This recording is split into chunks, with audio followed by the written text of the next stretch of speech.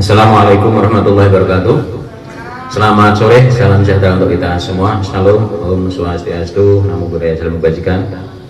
Yang terhormat anggota Bawaslu Indonesia hadir di forum ini. Pertama Bapak Muhammad Aludin, Koordif Pengawasan. Kemudian yang terhormat Bapak Rahmat Baja, Koordif Penyelesaian Sengketa. Kemudian yang terhormat Ibu Ratna Dewi, Koordif Penanganan Pelanggaran. Dan yang saya hormati, saya banggakan Ketua dan anggota Bawaslu Provinsi Kalsel, ada Bu Irna, Mas Aris, Mas Nurholis, Mas Iwan, dan Mas Aldo, dan jajaran Sekretariat Bawaslu Kalsel, dan tentunya kawan-kawan media yang mohon maaf telah menunggu tadi beberapa saat. Saat ini kami akan menyampaikan beberapa hal terkait hasil dari supervisi pengawasan PSU hari ini.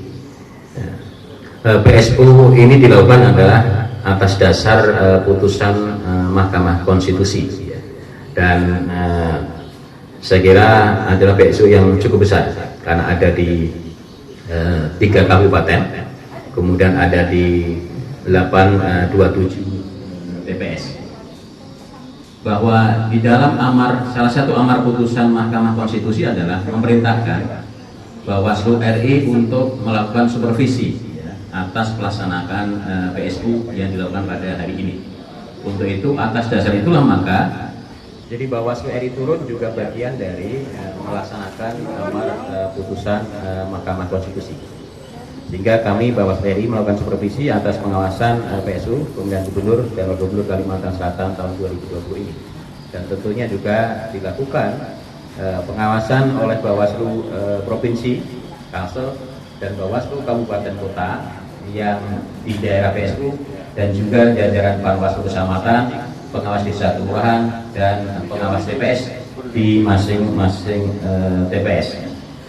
Berdasarkan hasil supervisi pengawasan secara langsung oleh tim Bawaslu RI, melihat dan menyaksikan langsung di lapangan di beberapa TPS, PSU bisa dikatakan berjalan lancar dan kondusif.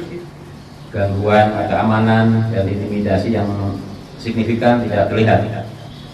Kepatuhan penyelenggara dalam menjalankan proses prosedur pemungutan suara cukup baik. Perlengkapan pemungutan suara tersedia dalam jumlah dan waktu yang tepat.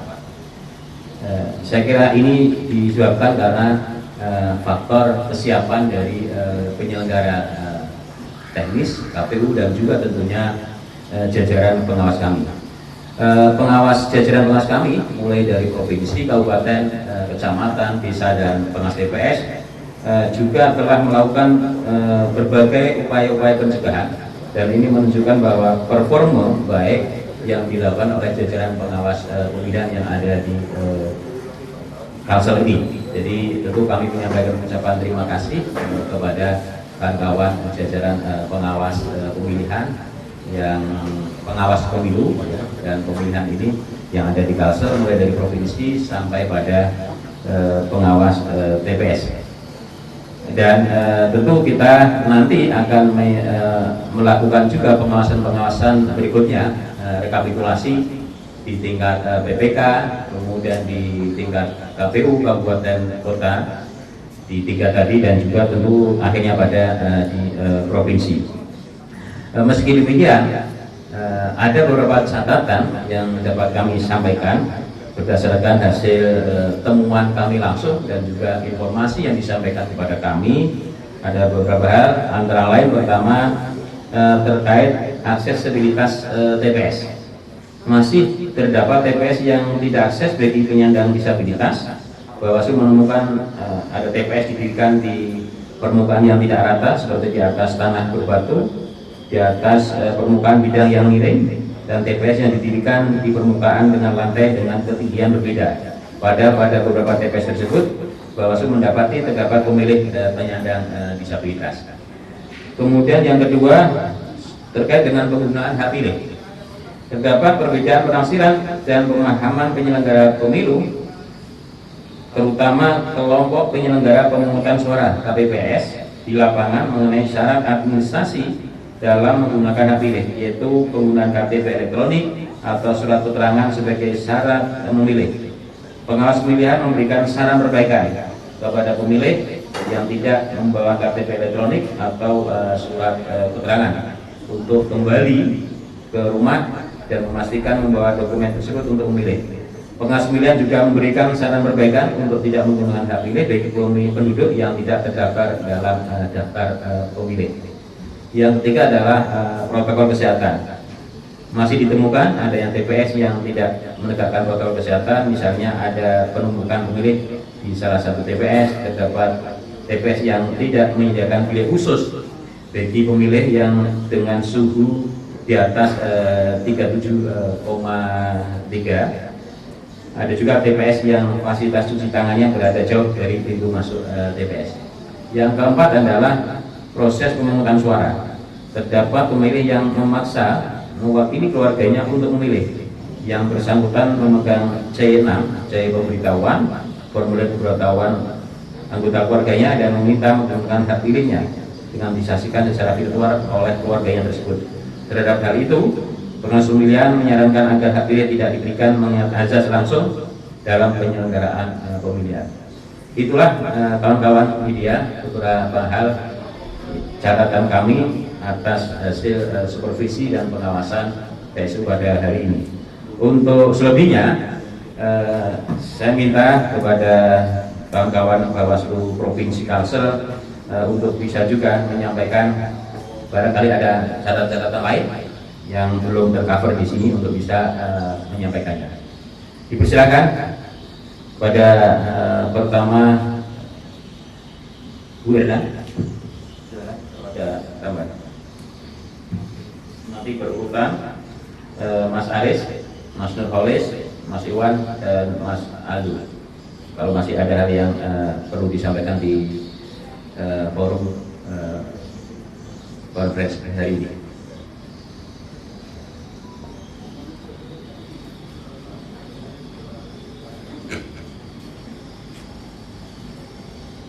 Assalamualaikum warahmatullahi wabarakatuh. Terima kasih Pak Ketua dan pimpinan Bawaslu Republik Indonesia dan kawan-kawan semua yang berada dalam kesempatan sore ini. Terkait dengan apa yang sudah disampaikan oleh pimpinan Bawaslu Republik Indonesia tadi, saya rasa sudah mewakili apa yang kami temukan, karena terus terang kami ke lapangan bersama-sama dengan pimpinan Bawaslu RI. Masing-masing divisi mendampingi korbit masing-masing sesuai divisinya untuk melakukan pengawasan di wilayah-wilayah yang sudah ditentukan. Jadi apa yang beliau sampaikan tadi itu temuan secara umum. Mungkin detail terkait wilayah dan tempatnya itu yang bisa nanti informasinya bisa kita sampaikan. Tetapi secara umum memang 3 poin itu yang kami temukan dari pagi tadi sampai dengan rekapitulasi tadi siang. Mungkin saya tidak menambahkan terkait temuan-temuan lainnya. Bisa saja nanti kawan-kawan media mempertanyakan atau berdiskusi. Jika ada hal-hal yang ingin ditanyakan lagi, kami akan coba berdiskusi untuk itu. Nah, mungkin diskusi saja karena apa yang beliau sampaikan sudah terwakili apa yang kami lakukan pengawasan pada hari ini. Terima kasih. Wassalamualaikum warahmatullahi wabarakatuh.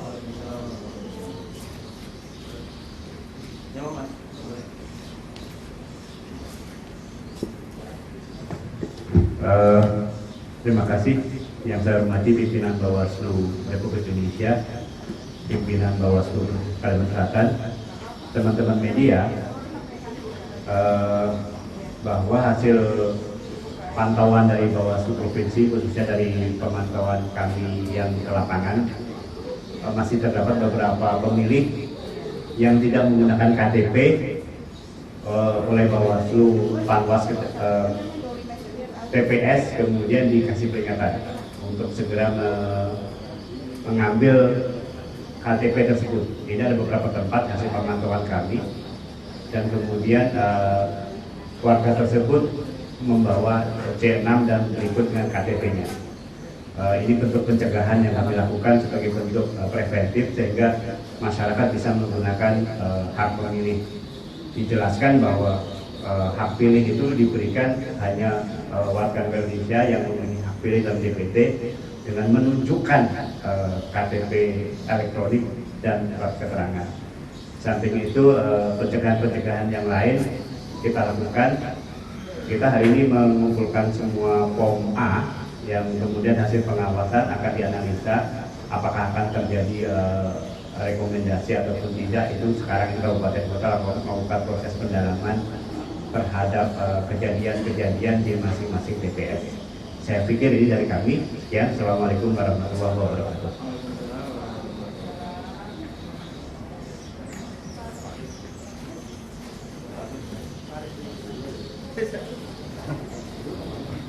Terima kasih yang terhormat Ketua Bawaslu Republik Indonesia beserta pimpinan. Apa yang disampaikan oleh pimpinan kami Bawaslu Republik Indonesia sudah mencakup apa yang kami lakukan pengawasan dari patroli pengawasan tadi malam, melakukan pengecekan kesiapan di TPS, kemudian juga pelaksanaan dari awal sampai akhir penghitungan di TPS. Sekarang kami sampai proses rekapitulasi di kecamatan, kami akan melakukan pengawasan secara melekat, secara maksimal agar rekapitulasi di tingkat kecamatan merupakan representasi dari hasil pemungutan dan penghitungan di TPS. Kami akan menjaga agar tidak terjadi manipulasi, agar tidak terjadi perbedaan hasil penghitungan di TPS dengan rekap di tingkat kecamatan. Kami juga mengajak kawan-kawan wartawan untuk sama-sama mengawal prosesnya sehingga PSU yang kita lakukan di 7 kecamatan bisa menghasilkan pemurnian hasil dari proses yang sudah dilaksanakan. Mungkin itu yang bisa saya sampaikan. Terima kasih. Mohon maaf. Assalamualaikum warahmatullahi wabarakatuh.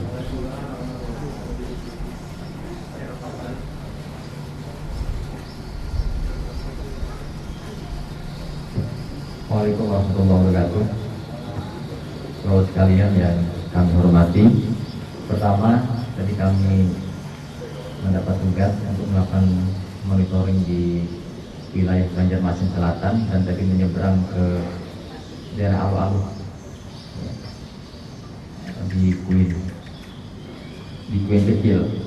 Ada beberapa TPS yang kami kunjungi tersebut. Pertama, memang perbedaan proses pemungutan suara dengan 9 Desember, tingkat partisipasi meningkat ya.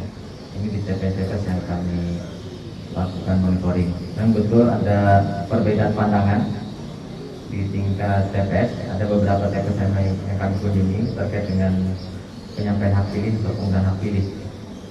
Pertama adalah tadi kami temukan di TPS 24 Kelurahan Urus Dalam, Kecamatan Banjarmasin Selatan, terdapat pemilih sejumlah 25 orang menggunakan hak pilih dengan surat pengunduran tanpa KTP atau suket. Jadi C6-nya ada, namun ketika dia menyampaikan hak pilih itu tidak menggunakan KTP dan suket, tapi dia sudah menggunakan hak pilih ketika kami datang di TPS tersebut.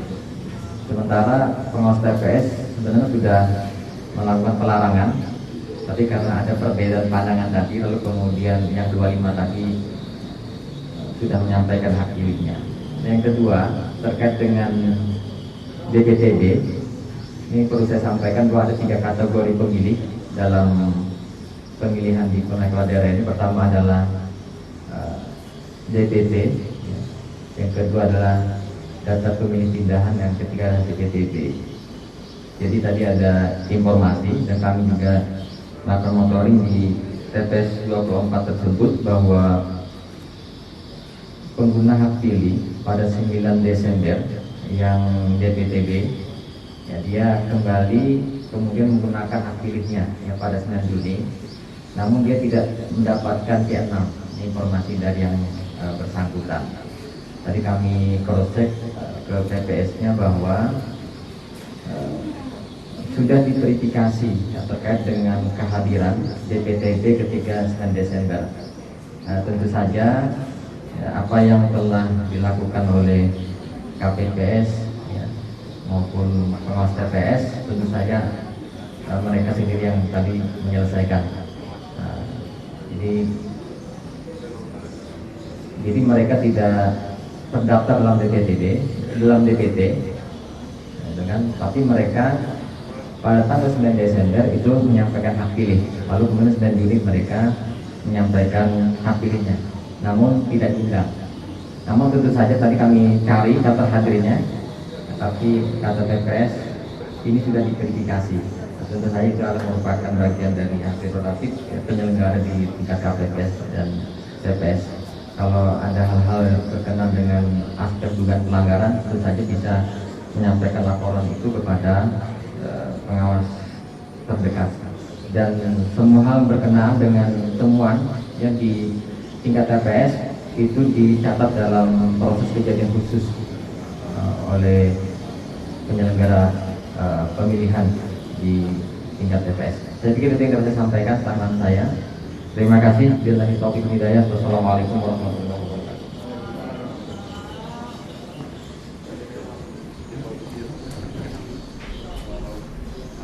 Assalamualaikum warahmatullahi wabarakatuh. Pimpinan kami Bawaslu Republik Indonesia yang terhormat, kawan-kawan pers dan semua yang ada di sini yang kami hormati.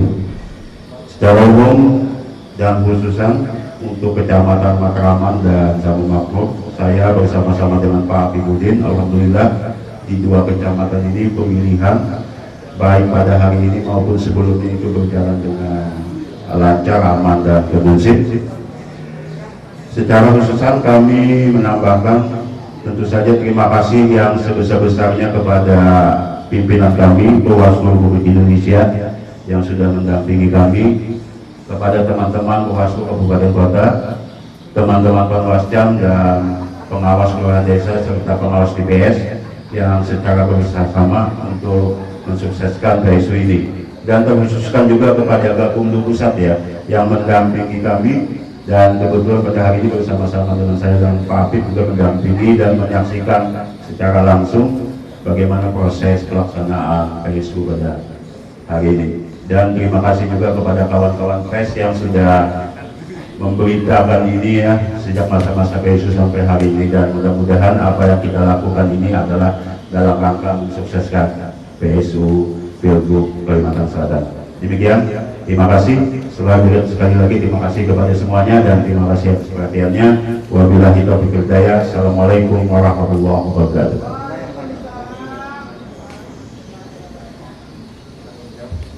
Terima kasih kepada kawan-kawan Bawaslu Provinsi Kalsel. Selanjutnya barangkali kalau dari kawan-kawan masih ada yang mau ditanyakan, silakan. Kalau sudah cukup. Assalamualaikum warahmatullahi wabarakatuh, Pak. Nama saya Rudi, wartawan Koran Harian Batu Gunung, Pak. Ada dua yang saya soroti, Pak. Untuk pertama, sebelum menjelang PSU, kemarin ada beredar spanduk, Pak. Spanduk bertuliskan dari salah satu paslon, Pak. Nah, itu sempat menjadi kendala di masyarakat, Pak. Sempat terjadi pertengkaran lah antara dua paslon. Nah, itu mereka menilai Bawaslu Kalsel lamban menangani masalah itu, Pak. Karena menjelang detik-detik Bawaslu baru di spanduk itu diturunkan, Pak. Harusnya sebelumnya mereka minta agar secepatnya diturunkan. Pertama itu, Pak. Kedua tadi waktu pemungutan suara PSU ada salah satu calon gubernur, Pak, yang arogan masuk dalam TPS, bilik TPS, Pak, tanpa ada ditegur oleh pihak Bawaslu dan KPU setempat. Mungkin itu aja, Pak. Bagaimana tindakannya selanjutnya, Pak? Terima kasih.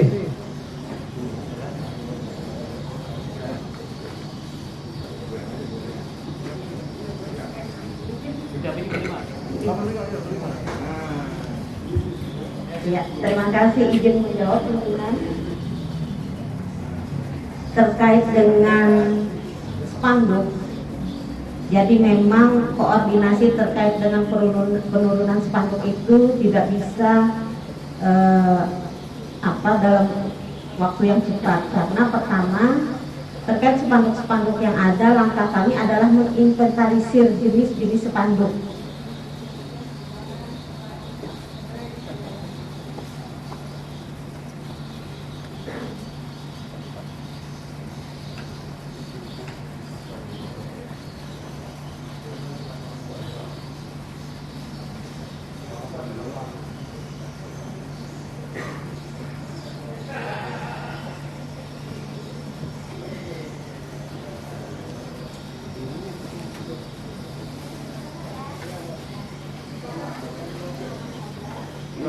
Dalam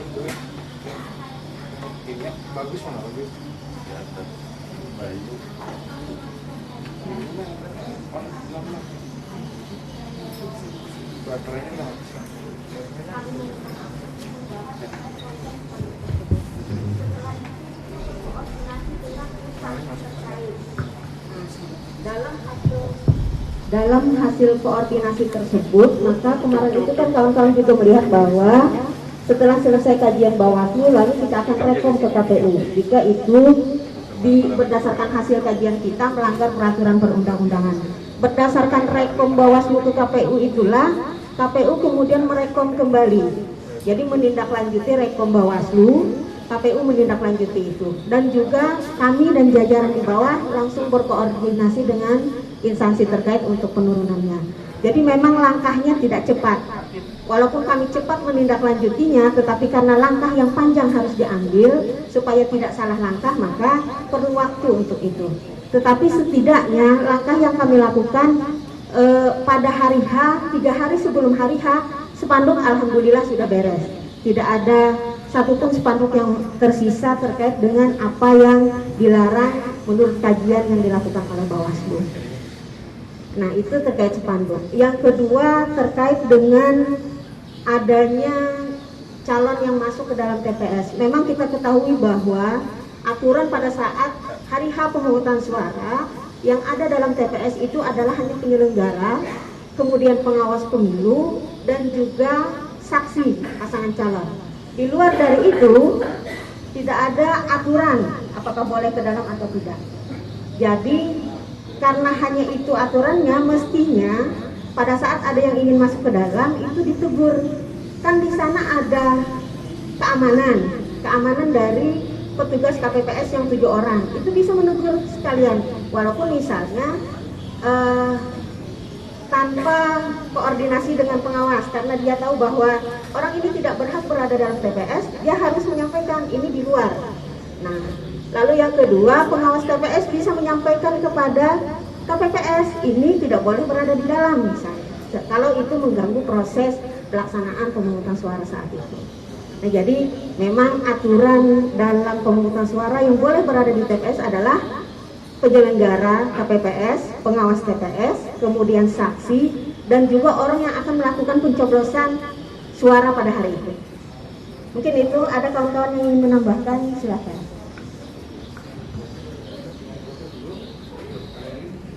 Mungkin ada yang lain? Satu lagi ya. Ya, tes. Cek. Terima kasih. Assalamualaikum warahmatullahi wabarakatuh.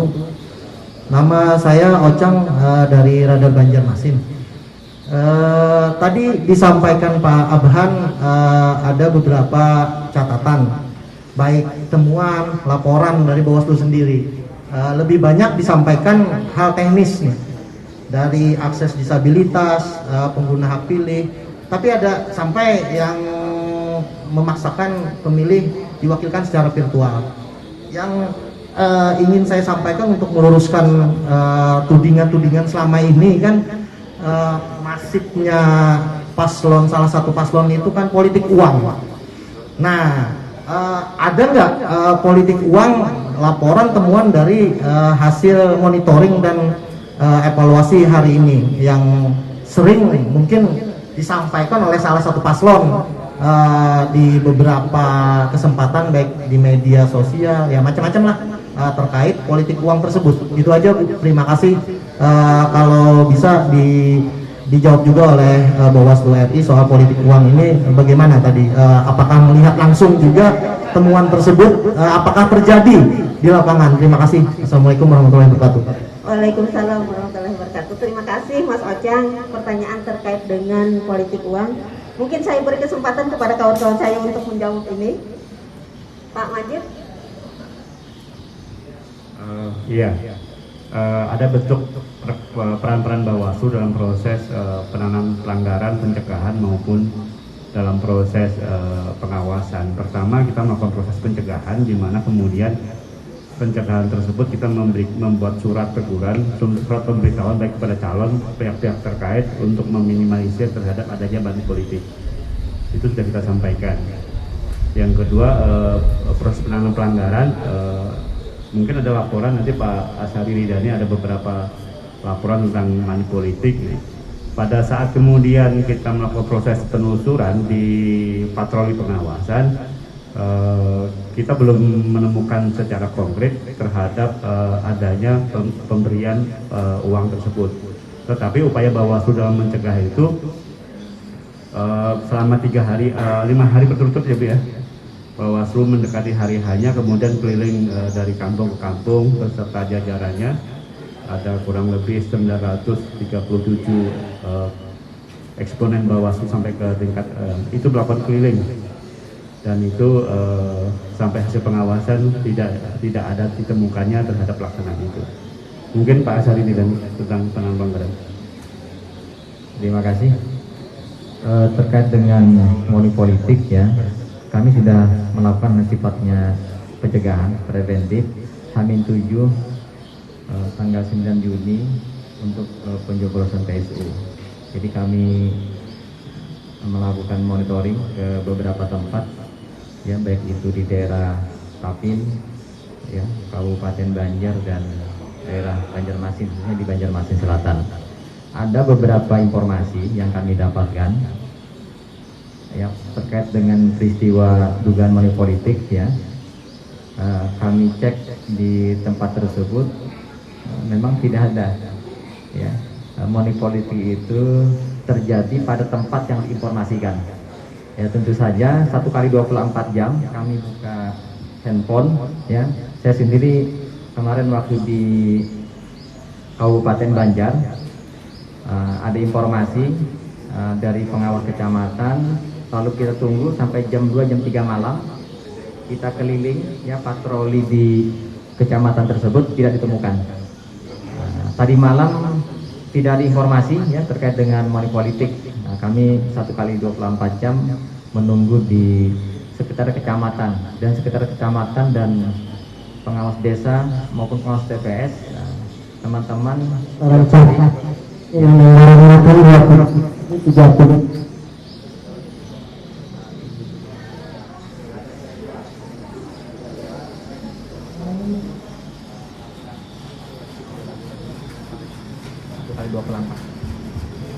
Sampaikan sifatnya preventif.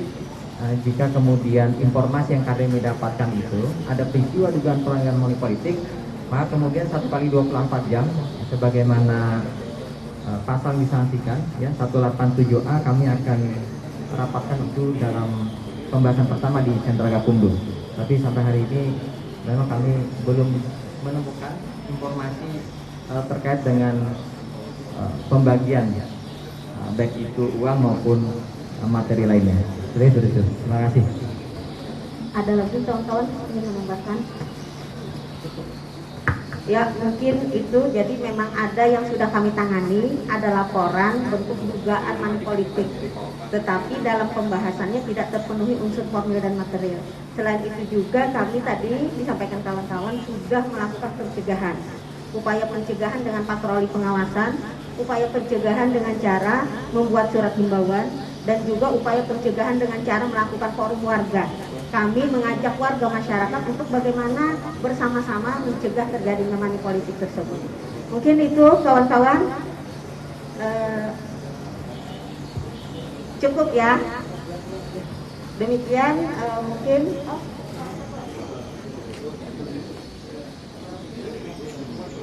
Oke, terima kasih kepada kawan-kawan semuanya dan teman-teman media yang telah mengikuti konferensi pada sore hari ini. Terima kasih semuanya. Kita akhiri. Assalamualaikum warahmatullahi wabarakatuh.